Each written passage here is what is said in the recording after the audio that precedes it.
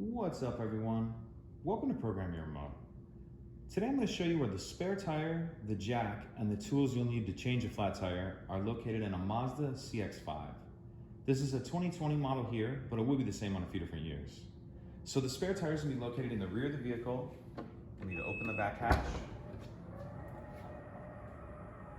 And if you're able to, if you don't have anything in your second row seat, it'll make this easier if you lay that forward. So I'm going to latch. Come over here and do the same thing, lift up on that latch. Then we'll want to pick this, this deck lid up here. You flip it over once, and you can flip it over again. And now we can see our spare tire here. So this model has a subwoofer. That's what this item is right here that says Bose on it, and you can see this line. Depending on your vehicle's options, you may or may not have that. If you don't have that, if you don't have this, the subwoofer, you'll just have a retaining nut there that you can undo and take off. I've already loosened this bolt here, as you can see, to save time, but you'll just want to remove that. I was able to do it by hand, but if you find that it's a little too tight, you can use this lug nut wrench over here. It fits on that to break it loose.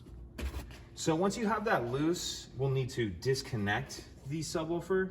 Your owner's manual tells you to unhook it right here, but there's also this retaining clip right here. So I actually found it easier just to come back here and unhook it here.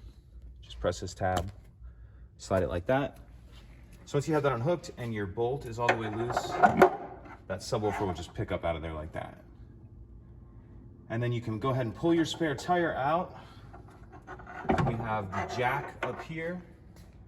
And then, as I pointed out before, your lug nut wrench is right here.